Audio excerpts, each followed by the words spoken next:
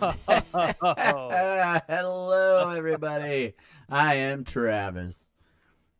I am Brandon. Oh my God.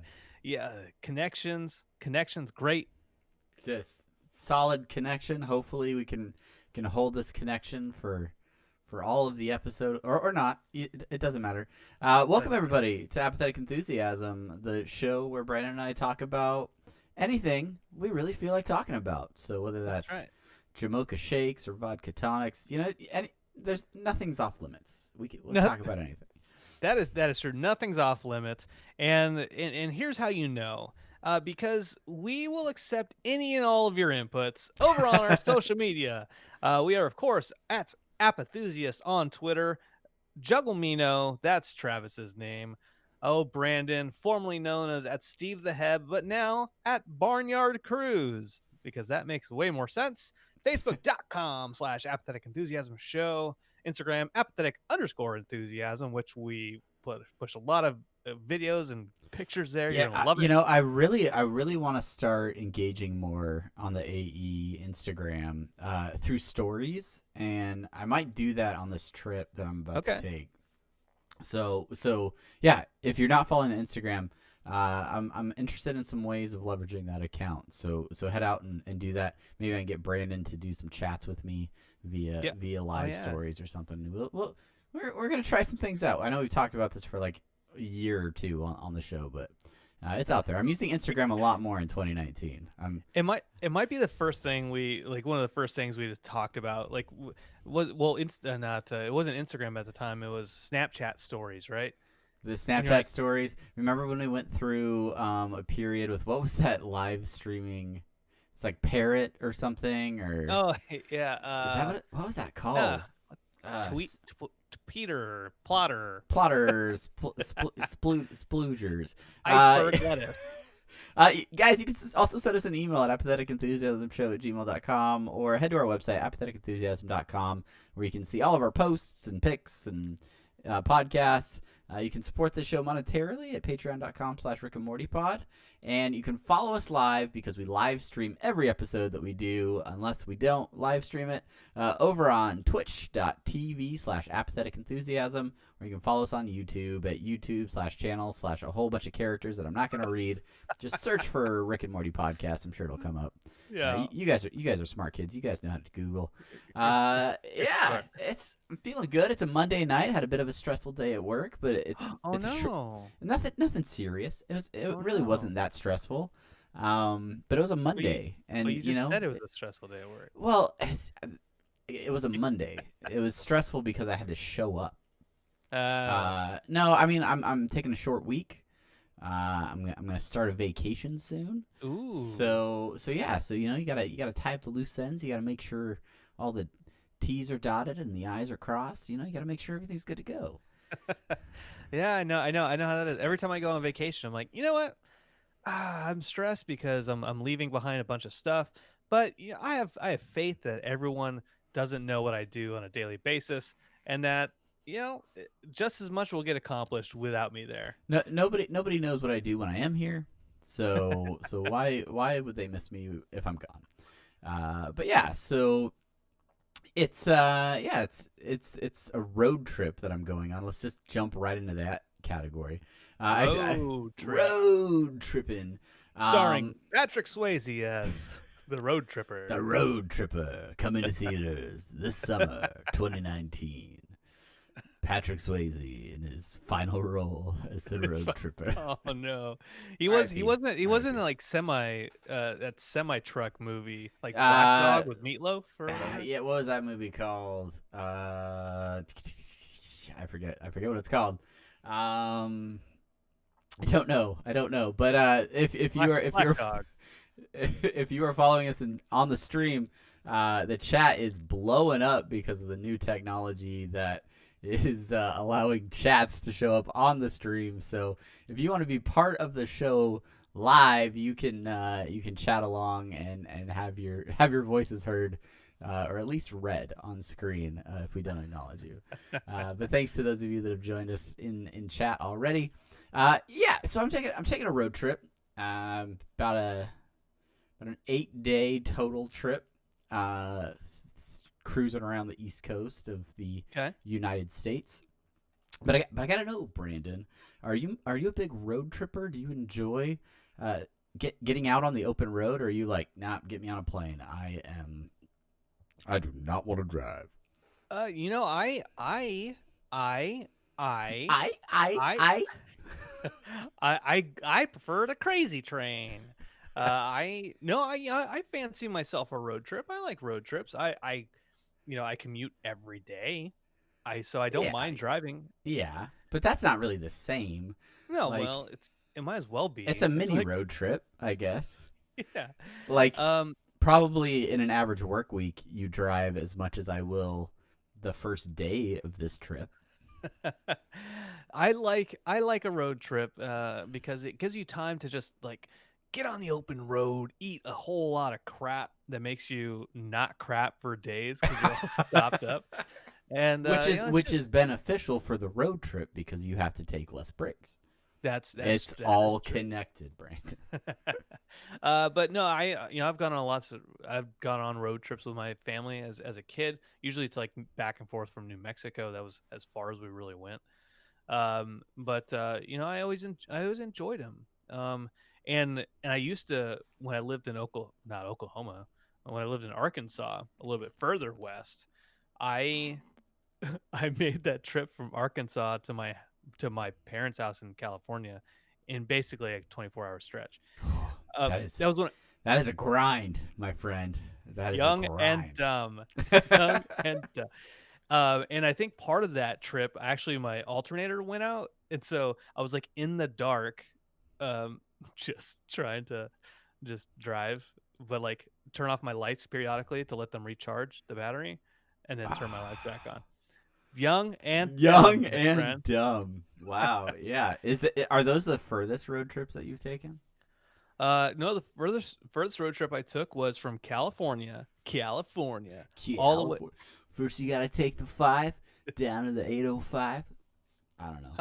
What did I take? I took the 210 to 210 to the 15. Then I went through Barstow all the way up to the 15, You all the way take up it to the all the way 40. up. You just take it all the way up. And then over to Colorado, to then next New Mexico, then 75 up, and then I went across the freeway that took me directly to Omaha, where I stopped by and saw you. Uh, and then Hey, you mean from there to 805 isn't real? This guy. Atlanta, and then down here to Tampa. So that's my longest road trip. What about you? Longest road trip for me took place the summer of 7th grade, 8th grade. It was my formative years, and I I did a road trip in a camper style uh, vehicle with my grandfather from Seattle, Washington, Ooh, to upstate New York. ooh, This was a month-long road trip where we took our time, saw the sights. We basically carried a house on the vehicle, so it worked out. We went through Montana, stayed in Yellowstone for a little while, across the Dakotas, got to see Mount mm. Rushmore. Oh Uh, yeah. bunch of other sites. What is it? Devil's Peak, the thing that they make out of mashed potatoes in This Close means Encounters. something. This means something. This is important. Yeah. So and then had family in upstate New York. So basically spent half of my summer on this really long road trip, and then the other half visiting family, and then flew back home for 8th grade. So yeah, Jeez. that's probably my longest road trip. Gotta give it up to Gramps though, because he started that road trip in San Diego and drove up to Seattle where I met him. Went all the way across to New York. I flew home from there because I got to get to school, but he continued all the way like down through the South and back across like Texas and stuff. He just did a big loop all around the United States. Which I mean, Mm. if you're retired and you have a place to sleep in your car, like why not just go do it. That's true. That's Just true. gotta But you're that's incredible. I don't know how they could do that without like murdering everybody. But you're speaking of murdering everybody, you're planning on going to on a road trip, right? yeah. and I plan on murdering everybody, which would be the worst case scenario if my family was found like on the side of the road. Everybody was stabbed. And they're like, he said he was going to do it on the podcast. No, I have no intentions to do that. Remember, you heard it here first. Travis there's somebody who's been plotting against my family for years, and they finally like, this is our motive. This is our time when we can pin it on him. We got the new Swagger wagon. We upgraded the minivan, and we're taking her out on her first big trip. So, the kids are. I have 3 kids. So plane tickets are way more expensive when you have 5 people versus 1 or 2. Yeah. And so road tripping is our default form of travel. And like we have to go out for a wedding. We have to go to Connecticut for a wedding. So it's kind of it's who lives in Connecticut? Connecticut. The Gilmore Girls live in Connecticut. Stars Hollow. Do there? Is it really? Is that where that show takes place? That is where that show takes place. Oh my god! Because the women in my life love that show. Pit stains. We should talk about Gilmore Girls. Quick, sing the theme song. You're the one that I want. All you have to do is count. Yeah. Grease is a word. You got words. In the swerve. So have a good day face says Heart Rory. He loves Gilmore Girls. I used to make fun of him for loving Gilmore Girls so much. Harvard or Yale, like how's it all gonna work out? My oldest kid is binge watching Gilmore Girls right now. That's why it's in the forefront of our minds. But yeah, so we're going to Connecticut. But then we're also going to go to NYC, down to DC for a little bit, and just kind of see the sights. We're not gonna, there's not gonna be too much of just like all out driving. We're gonna take our time a little bit, so it should be a fun trip.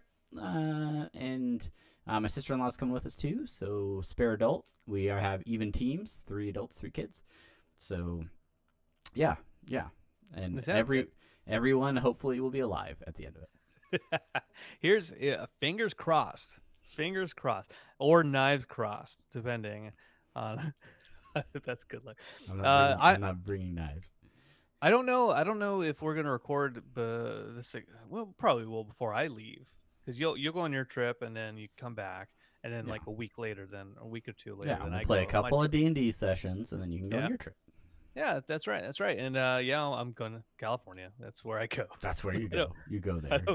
I was gonna make a trip to Binghamton, New York, because it's the 60th anniversary of the Twilight Zone this year. Yeah. Oh, okay. And I was gonna do that, and then my older brother, love him, he decided he's gonna get married in that same weekend in Vegas. That's what you do. Okay. So he's getting married going in Vegas. to New York. So you're going to California? Wait. No. This is a side note. I'm talking about. I'm just letting everyone know my vacation plans. No. If you want to catch us, head to these cities on these dates. Yeah. If you want to know when to rob our houses, we'll tell you how to get into our house on a special bonus episode of Apathetic and Robathasia. Here's where the keys are hidden. Vacations are fun. So, but you're not road tripping to California. No, not this time around. Yeah, that's probably wise. That's a smart bet. So I don't know. I'm excited. I have a lot of fond memories of road trips growing up as a kid. We did a Midwest road trip where I credit road trips for my deep love of Pink Floyd's The Wall. Because I listened to that a lot on a road trip as a teenager. And I would sing very loudly, and the worms ate into his brain, or whatever. And then my mom was like, maybe we shouldn't listen to this as much as we're listening to it, because I just would really get into that. But anyway, yeah. Yes, you. Stand still. Yeah.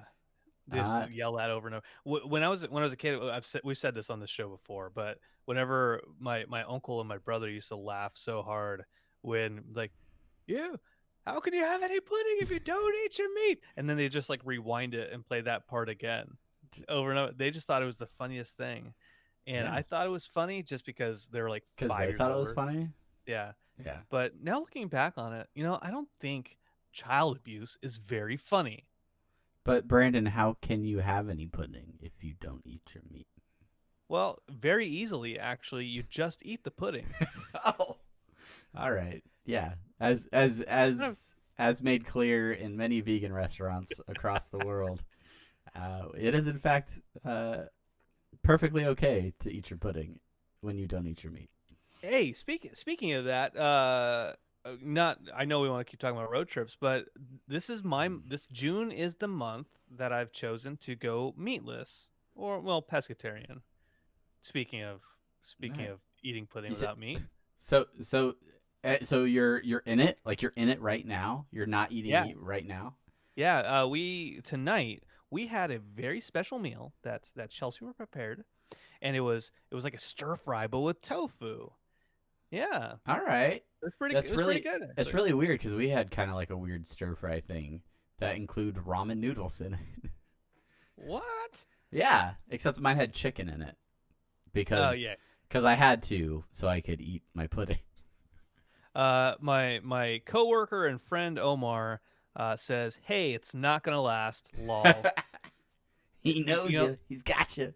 The best way to ensure that I succeed is by telling me not gonna last. Lol. Yeah, exactly. We will continue to put you down. We could do a social media campaign where everybody just tells you that you should give up and start eating meat. Just so that it can spur you on. So if you're following us over at apathetic_enthusiasm on Instagram or over on Twitter at apathusiast, show your support by telling Brandon he can't make it through the month of June without eating meat. It would mean a whole hell of a lot to me if you tried to belittle my goals and aspirations. You got it. As I continue to slurp my Jamocha shake. From Arby's, not a sponsor. No, not at all. No. What else is going on? I mean, road trips are fun. We're gonna do a little bit of it. Maybe I'll have a post trip wrap up, let you guys know the sites that I saw or things like that. But other things are happening. There's media that we have consumed over the last couple of weeks. What have you been out to see of late, Mr. Brandon? Okay, well, a quick update. Let me do it in reverse order. I watched the first episode of Chernobyl, and turns out radioactivity kills people. Who knew? This happened. It's the graphite. Who knew? Who knew? And the tiny bullets of radioactivity. Yeah. So one episode, and then you're like, "This is terrible." Travis doesn't know what he's talking about. I'm out. Or it was like one episode. Chelsea and I made love, and then it was just to the screams of flesh melting off of people's faces. It was just so hot. You can't deny that. You can't deny that it was so hot. No, I just watched one episode and then we're like, that's good enough. I have to go record D&D with you guys. Okay. So, but then before that, we watched we watched the new Halloween movie that came out in 2018 with Jamie Lee Curtis, and I liked it. The one where she starts to look like Michael Myers in it. Yeah. The one where she actually looks like my mom. It's kind of weird. That was good too. I know you don't really watch slashers that much, but I thought it was solid. I liked the original Halloween, because I saw that one, and I don't know. I watched the Scream movies in high school. Yeah. Well, so I mean, there's not really much to talk about Halloween. It is a thing. Michael Myers comes back. It ignores all the sequels after it's the first movie, and then this is considered a direct sequel, so it ignores everything, including like demon cults and stuff like that. So I thought it was really good. But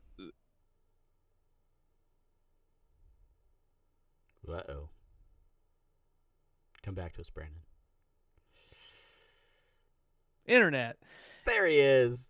Hey, I don't know what we are all talking about, but I'm sure it was fantastic. Hopefully, in that gap of time, you were saying stuff, so I don't. No, have to... normally I just say, "Uh-oh, where'd he go?" and I continue to pander for our live viewers who can see it's saying "trying to reconnect" over your face as we continue to stream. That's great. What time was that? Was that 2034? Everybody remember that? Yeah, write it down, guys.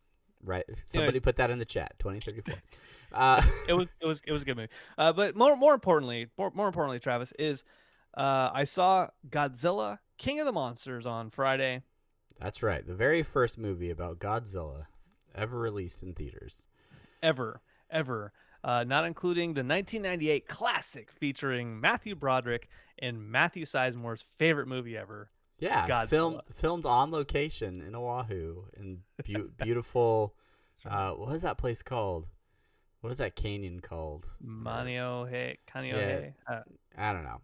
But I went on the movie tour. I went on the movie tour twice, and they have a giant Godzilla footprint in there. Huh. So that's a thing. Cool. But yeah, how was it? I'm very curious. It's got 11 in it from Stranger Things. Yes, that's right. That's right. Millie Bobby Brown, I think is her name. Yeah. What? Give me the scoops. Let me. What? Well, here's a quick synopsis. Monsters fight each other.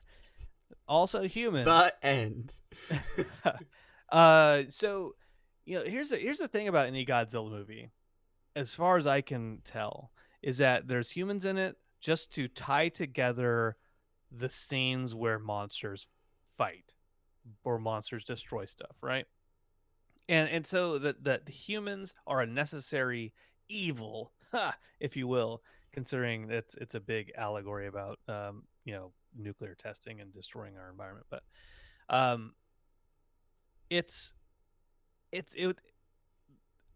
didn't even actually mind the human stuff that much, but I think that once you see all the monsters fighting, you see Rodan and King Ghidorah and Mothra.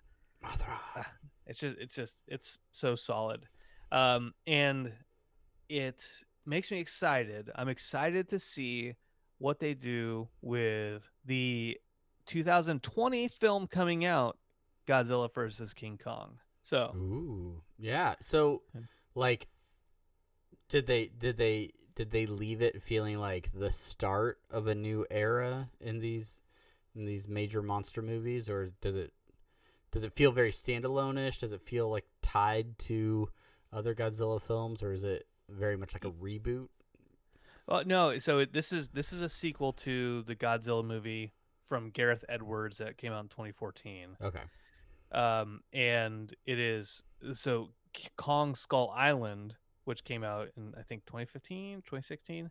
That is also in the same universe as the first Godzilla movie and this one. Right. This movie references Skull Island quite a few times. Sometimes just really foot stomping it. Don't forget, this is connected to that other movie. Look at this picture of the back of King Kong. It is a thing that we're doing. But I'm looking forward to it. Matt, have a good day face asks, did Godzilla have a million kids and just the best plot ever? Yeah, in reference to Godzilla 98. No, Matt. No. They broke from that tradition. It's if anything, Godzilla and Mothra make love. If anything. All right. If anything. And I'm not saying they do, but I'm not saying they don't. But because Mothra, I'm sure it has a proboscis, right? Isn't that what? Well, I guess butterflies have proboscises. I don't know if moths have proboscises. It's like that weird, little roly tongue that butterflies have. I had no idea what that was. I was immensely confused. Proboscises. Proboscis. Yeah, well, will they, won't they? That's the great question between Mothra and Godzilla. And the movie I saw, very much another will they, won't they scenario, and very much the same sort of film as Godzilla. and that's the live-action adaptation of Aladdin from Disney. That's right. Disney continues to churn out movies that were classic animated motion pictures, and then they remake them with human actors and computer generated effects. It was good. I liked it. That's all. Please make more. No, I will say as a young child, I thought that the animated version of Aladdin was fantastic. I loved it. Watched it many times on VHS, and knew all the songs and shared it with my kids. They liked the movie. My daughter went to the stage show, like the musical, and loved it. So she's a big Aladdin fan. And it's really, it is a mental test for me going into these Disney remakes and trying to enjoy them for what they are and not spend the entire time comparing it to the animated film and be like, oh, that's different. I don't like that.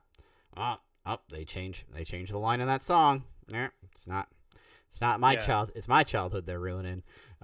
So it's don't you dare sell your pies. Like, why did you change that? Why did you change that line? It's completely unnecessary. Come on. Come on, kids. We're walking out. And it's the first song, Dad.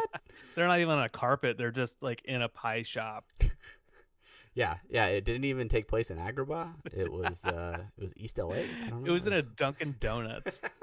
the whole movie. But it was good. Have a good day face wants to know how Will Smith was in it. I heard an interview with Will Smith talking about how he was very nervous, apprehensive about taking on this role because the great Robin Williams did such a phenomenal job. He was the genie, and to sort of step into that character was very difficult for him. But the more he thought about it, he thought about the fact that Robin Williams made that character his own, and it was not up to him to try and like redo that, but more just to make his version of the genie, sort of pulling from that Fresh Prince of Bel-Air sort of comedic history that he had, and he did a good job. Some of the songs, some of his delivery on some of the songs, I was kind of like, all right, that works. That's not what I would have done, but I like Fred Like Me. I was like, it wasn't my favorite. But when he did the Prince Ali song when they're marching in as a prince into Agrabah, that was a lot of fun. Did a great job, and they really they made him more human, I guess, in it. He spent a lot of time not as a blue genie, but the times when they did, he was really funny. There were some like laugh out loud jokes that I really enjoyed. So I think he did a good job. He's fine. He was fine. Huh. Yeah, but yes, I do miss Robin Williams, of course. Well, I'm not in any way excited or rushing out to see that movie. I put it in the queue of Disney live action movies that I have yet to watch. Have you watched any so far? I watched The Jungle Book. Jungle Book was great. Which, I mean, I can... live action, right? Like, most of it was CG, but... Yeah. I like that. Jon Favreau did a good job. Are you going to see Lion King? Because I'm pretty stoked on Lion King.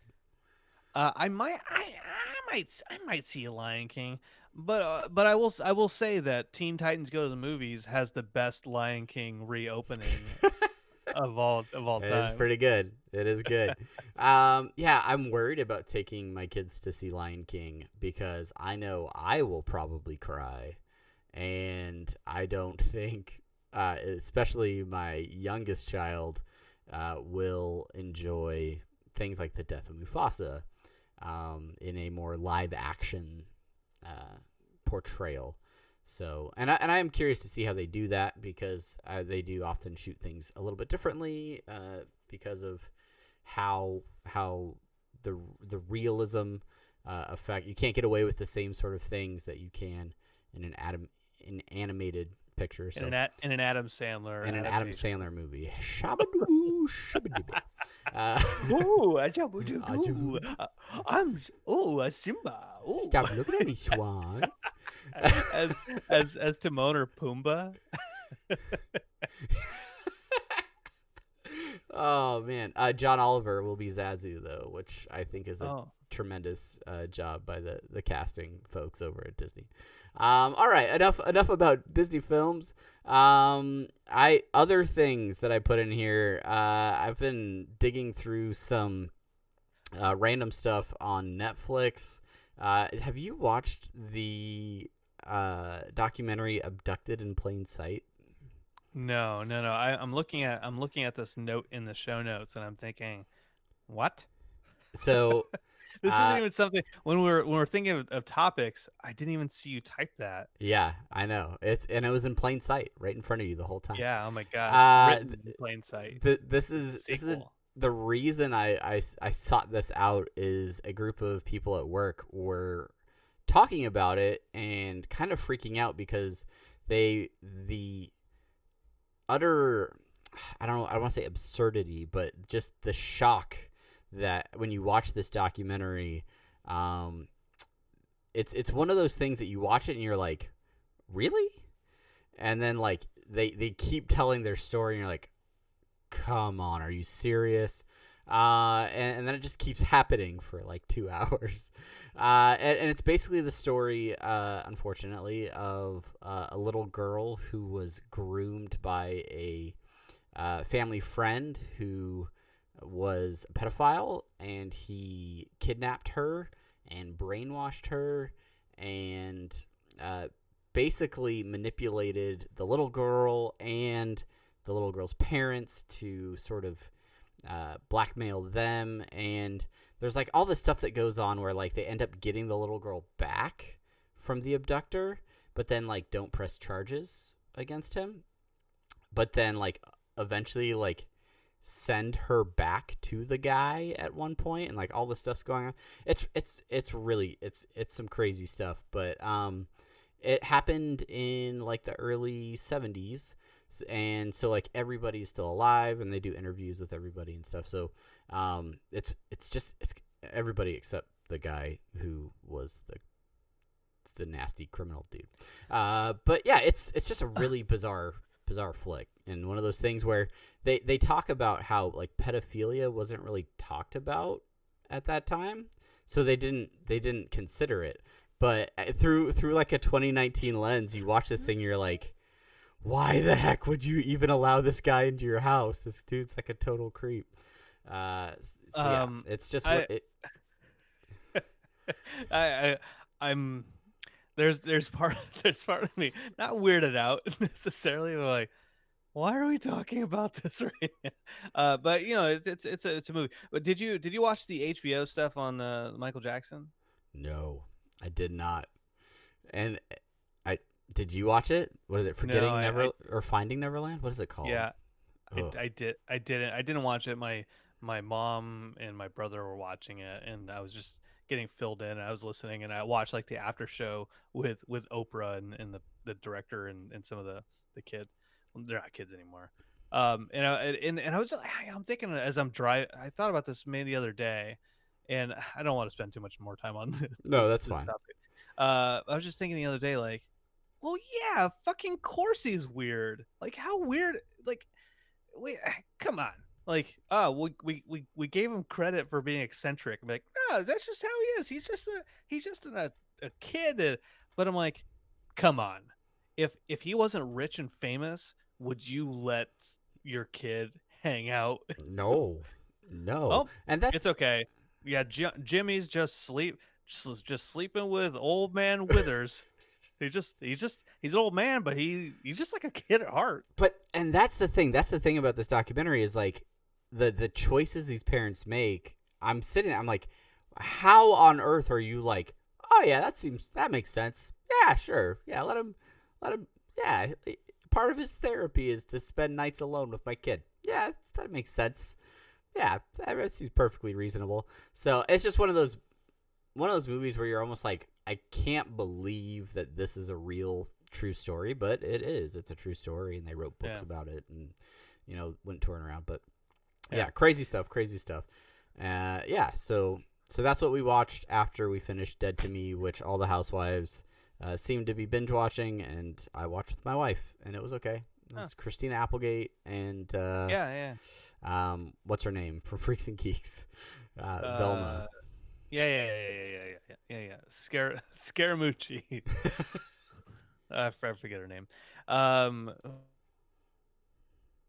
Uh-oh, guys, he's gone again. Type 3531 in the chat.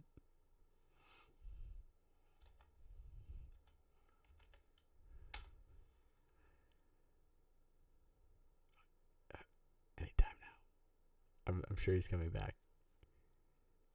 Man, that was a long disconnect. Remember, 2030. I typed 3531 in the chat for reference. All right, cool. Oh yeah. Matt, have a good day, face. Watching Angie Tribeca, that's a really great show. If you like Police Squad or Naked Gun or or Airplane or any of those movies, you need to watch Angie Tribeca because it's glorious. That is that a Netflix show? It's on Hulu. Hulu. Yeah. Okay. Hulu. It's really good. I want to go back real quick. Omar a little bit ago brought this up. He sent me this text as I was driving, and I almost got into a car accident because I was like, "This is too nerdy." And I'm texting while driving. No, it wasn't even that. Like I knew, I paid attention to all the cars in front of me, but I was like, I was obeying all posted traffic signs. But he points out that there's a Magic the Gathering animated series coming to Netflix, produced by the Russo brothers. Russo bros. Were you big into Magic the Gathering? I was not. Were you? No, and I'll tell you why. Okay. Ooh. I bought my starter deck in 7th grade, I think. 7th grade. Okay. When Magic was just on the rise. The kids were all into it. So I bought a deck, and I was like, I want to try this game out, play with some kids. And someone, I don't know who, but I have my suspicions. Someone in school stole my deck of Magic cards out of my backpack. And I was very upset, and I said, I am not playing anymore. Never recovered. You've never recovered. I never really played again. In the meantime, the game took off and became a worldwide success. And those cards that you bought were probably some of the rare ones that are now worth so much money. It was like first version of Magic, right? Like I'm sure that in relative value, if I had kept those cards in the condition that they were in at the time, who knows what the value is that was stolen from me? Like, who's to say? Who knows? I mean, that other kid is to say. that other kid is now rich and famous, and here you are podcasting about talking shit about him. Yeah. So I don't know, but Magic's cool, I guess. Like every person I talk, like my brother-in-law is big into Magic. He's played for a really long time. But everybody I talk to about Magic these days just says it's a money pit. Like if you really want to stay in it, and buy all the cards, you're just gonna drop all types of cash, which is fine. I mean, if that's what you're into, then that's what you're having fun with. Good for you. But yeah, I don't know. I'll stick to my Pokemons, I guess. Yeah, I'm gonna stick to things that aren't money sinks, like Pokemon. Well, and that's the thing with collectible card games, right? Is the game itself is fun to play, but collecting the cards is another aspect to it, and so then you have to spend all this money to get the cards so that you can improve your chance. I don't know. It's I wasn't big in Magic the Gathering. I did play it a couple times when I was on night shift. The guy I was working with, Jeremy, he was like, "Hey, have you ever played Magic the Gathering?" Because it's we're working from 6 at night to 6 in the morning, and we had nothing to do. Yeah. And I said, "No, I've never played it. I wouldn't be opposed to it." So he brought in all of his decks, and we played, and it was fun. I enjoy it. But in order to build the decks, and you have to spend so much time getting just the right combination of cards, and I know I'm doing this like the right combination of cards. Yeah. uh, that I don't really have the time or the will or the want or desire or the aspiration or the motivation really to do anything of that sort. Yeah, even with when my son wants to play Pokemon, I'm like, let's just buy a pre-built starter deck. Get your iPad. Let's play it on there. Keep those cards in the same box. Don't mix these up. There's all the energy cards are in here. Don't mess it up. We already organized everything. Let's just use this temporary deck over here to do everything. And there's like, of the 3 decks that we have, one is clearly more powerful than the other 2. So like, it's like, all right, I'm gonna let him use it to see if I can like outskill him, because I know he's got the better cards. Yeah. My kid just I don't even try to teach him the mechanics of the game. I'm just like, your GX beat Goldeen again. Yeah. Congrats. Take your prize card, man. You got it. You got it. But no, I'm the Magic the Gathering animated is this like a feature film or is this a series? I didn't read an article on it. I know I saw a headline earlier. Maybe we could look it up. We'll wait for Omar to come back with that. I'm in no way excited about it. I'm more excited that Baldur's Gate 3 is going to come out by the same company that came out with Divinity Original Sin 2. It's a fantastic. Your favorite game. Your favoriteest game to play with John when you're not playing D&D. If you played that game, I'm telling you, you'd be like, "Oh, this is D&D basically." Yeah, maybe I'll give it a try now. Probably not. So thanks to the good folks over at Polygon, Netflix has announced today that the Russos will team up with Wizards of the Coast, #D&D, and Hasbro for an animated series based on the mythology of the fantasy game. So not just one show or one movie, but a series, in fact. So that could be exciting. Very fun stuff. It could. And it's animated people playing the game. Yeah, it's just a series of Magic the Gathering tournaments that they have animated. And so fun. But it's like shot so well because the Russo brothers are part of the project. The series is much like how Matt and a group of us play Red Dead Redemption 2 nowadays, where we go into a saloon and we play poker for like 5 hours, virtual poker, and it's not boring. It's just like we're just there hanging out. It's just like hanging out. Yeah, just hanging out, playing poker. Playing. It's like when we hang out and the DM me hasn't prepped sufficiently, so you guys end up hanging out in a pub or watching a performing dog show in a courtyard that I'm just wildly improvising because I'm trying to kill time and make your experience enjoyable. Did you wait? Oh, so you made up the dog guy? That was 100% improvised. When John asked if there was a cart nearby, that's when that entered my brain, and I started to make it up. And I was just yes-anding for as long as you guys would let me. First thing before we get into the dog cart business. Matt mentions that I just go all in every hand and annoy everyone.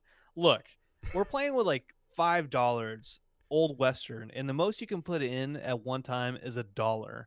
So the reason we spend 5 hours on this game is because you can never bet more than $1.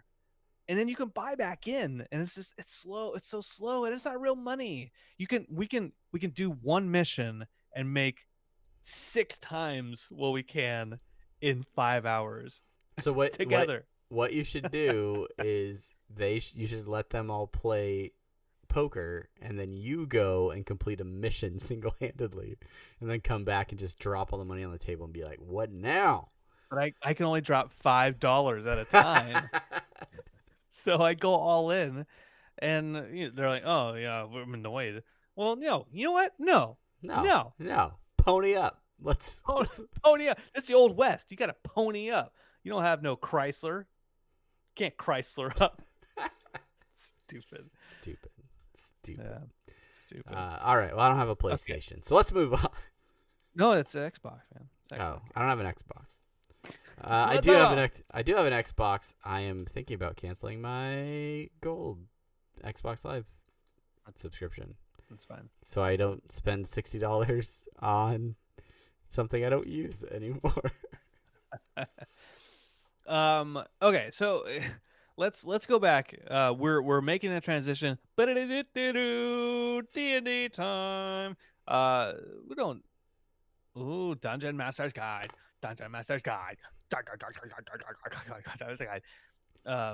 All right. So for those who haven't kept up with us, and that includes us, I think. Yeah, I take about a note every session. Here's where our campaign is currently. There's 3 characters. There's Tempest, an air genie, basically. There's Lou Gossett Sr., my goblin bard, and then there's Tortuga the turtle, who's just is a Ninja Turtle or something like that. And who carries a suitcase, might have skin flaps and tentacles, and I don't know. He keeps making things up about his character that don't seem to be authentic, but I still want to draw him so badly. And Lou was looking for they found the bones of his dead son, and they were going to take it to a temple, but they have a book, or that book has some pages that are stuck together, sticky for whatever kind of weird, creepy reason. It was kept in a abandoned mine for who knows how long. So I mean, the pages were sticky because lonely miners were just trying to read it. Yeah, they were reading it, and apparently they found a picture of a moon goddess in it too. But. So this book leads to the temple where we think that Lou's son should be buried, and that that led to just this last session where we find a bookkeeper and we try to get that to heal, or not heal, but to fix it. But so earlier, just a few minutes ago, we talked about a cart with a dancing dog show. Yeah. Yeah, obviously. I will share with you the inspiration for the improvised cart, and that is the Netflix Academy Award winning Western, The Ballad of Buster Scruggs. If you've seen this film, it is a I don't know, can it be an anthology if it's one movie? Yeah. It's a bunch of small stories, little Western tales, and one of them is the one that has Liam Neeson in it. He manages a cart where there's like a quadriplegic thespian who they travel around, and then they open up the side of this cart and it turns into a stage, and they prop this guy up, and then he does like monologues for whatever crowds show up, and that's how they make their money. And then, like, as the story goes on, there are opportunities for other sorts of acts and things like that. So when John, who was trying to find a cart to hook up to the elderly mule that you guys keep with you guys, Moo Moo, he said, "Is there a cart around?" And I did a quick roll of a dice and then said, yes, there is a cart. But based on the roll, I didn't want it to be a cart that would be easy for the mule to carry. So I said, yes, there's a cart, but it is this stagecoach type cart that is painted and says, I think I wrote it down, Fanciful Fran's dancing dogs or something like that. And so it's there, and it's advertising for one night only. There's a dog show, and then like you guys go and you interact with this bookshop and everything. But when you come back, like the show is in full effect, and a crowd has gathered, and there's a large man with a handlebar mustache who's parading small Pomeranians and things around the stage that are dancing in tutus and things of that nature. Yes, these are the things that exist in my mind, and they are pulled straight from my brain for your very enjoyment. And John and I immediately try to derail the good stuff. We try to sabotage it. Sabotage. Yeah, you guys used your various spells to create the appearance of large Saint Bernards to try and intimidate the crowds. I created a large Saint Bernard, and then he made the sound come from it. Yeah, that's teamwork. You guys work together for that one. Teamwork. And I was like, man, maybe I shouldn't. Maybe I shouldn't just shit on this guy for no reason. Although his Lou knew him kind of just from historically, wasn't like super impressed by him. So it's just kind of like whatever. But then there was a point where you guys were trying to like invite him on the journey with you, and I was like, "Oh no, get out of this, get out of this!" And that was John trying to get you to have to do NPCs trying all the to get time. me to role play Fanciful Fran for the next 5 sessions as you guys travel in his stage card. But yeah, and that was pretty much.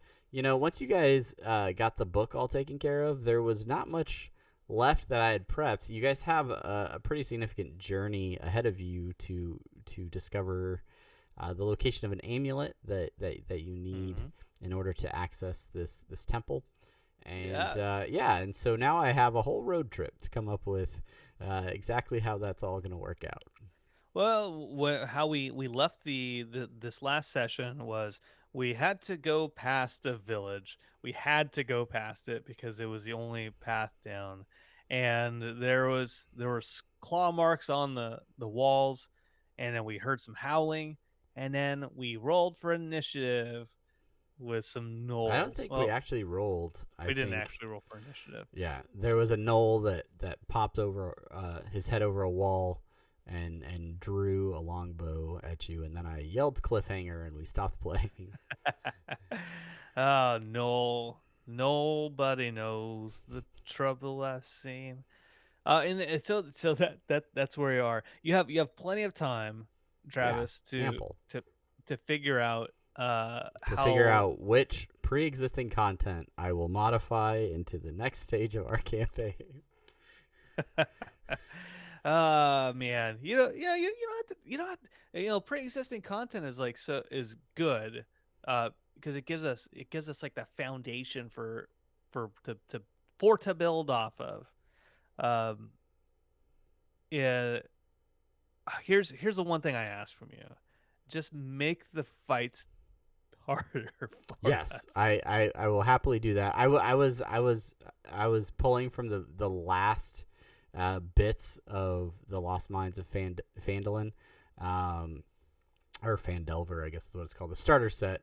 I was pulling stuff that we hadn't used before, and apparently you guys are much higher level than how some of that was rated. So so that's why you're meeting these gnolls, because I looked at their challenge rating and it's a little bit higher, and I'm hoping that it will be a little bit more of a test for you, and if it's not, I will continue to make those modifications. Yeah, and I think that's one of the hardest things for me right now, just to sort of peel back the curtain a little bit.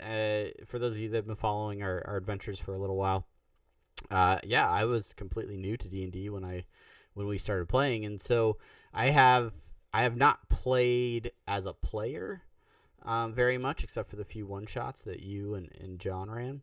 And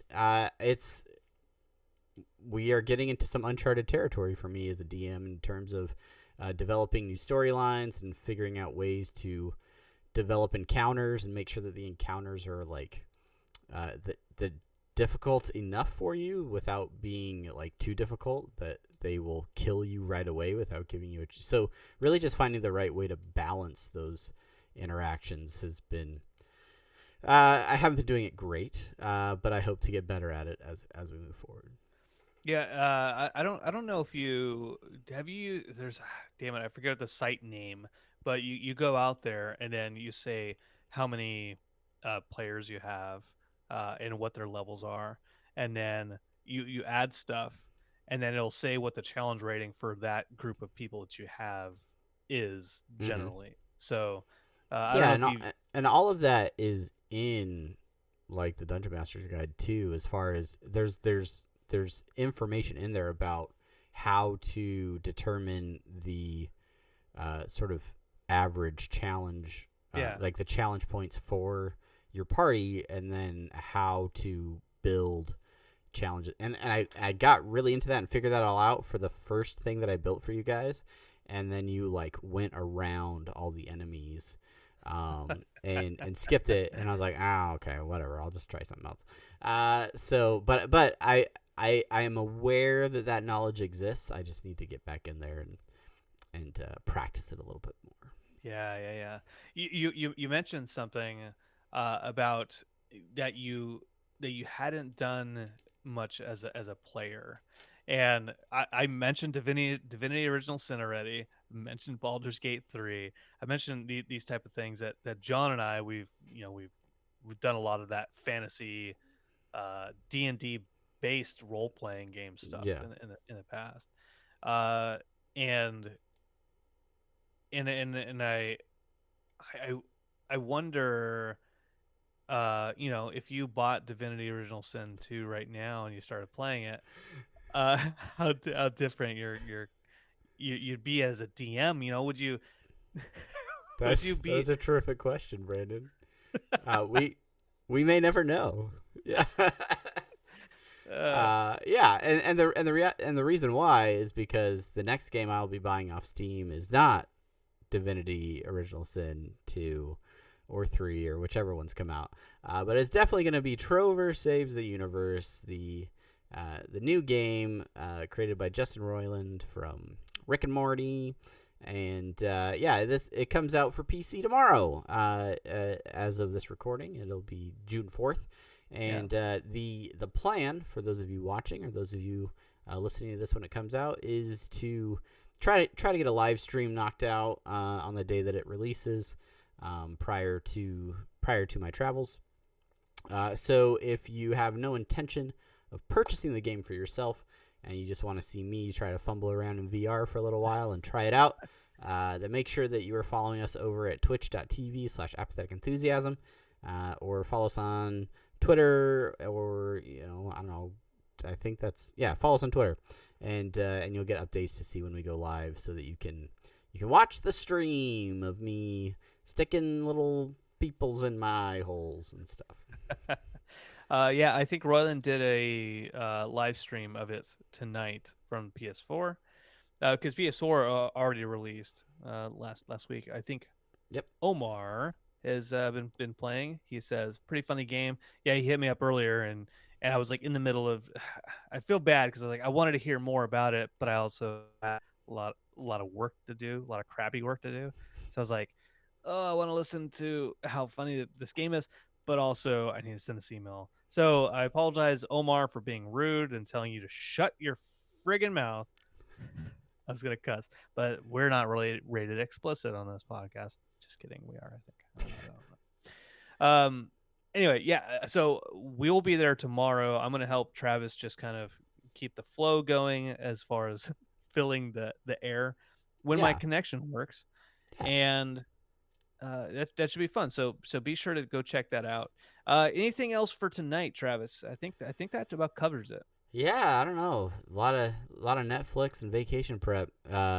I'm well into season 4 of The Office, in a quest to rewatch the hit NBC comedy The Office. So yeah, that's it. That's my life. Cool. Yeah. What about you? Anything? Any saved rounds? No, just rewatching The Wire with Chelsea, and There was a reference to The Wire in a recent episode of The Office that I rewatched. So, crossover. So, yeah. Good things. Damn Good it. things. Yeah. Damn All right. This fucking internet. All right. Well, hey, thanks for joining us. That's the show. That's the show that we made for you guys. Thank you guys for hanging out. This has been Apathetic Enthusiasm. It is far more free flowing than Interdimensional RSS or Submitted for Your Approval, which has so much more structure and it's so much better. But we just talk about. We talk stuff. But we appreciate everybody that watches and follows along. Yeah, thanks so much for listening. And next week, new Interdimensional RSS. We'll be back with another Apathetic Enthusiasm in a couple weeks. But until then, I'm Travis. Oh, yeah, I'm Brandon. Bye. Bye.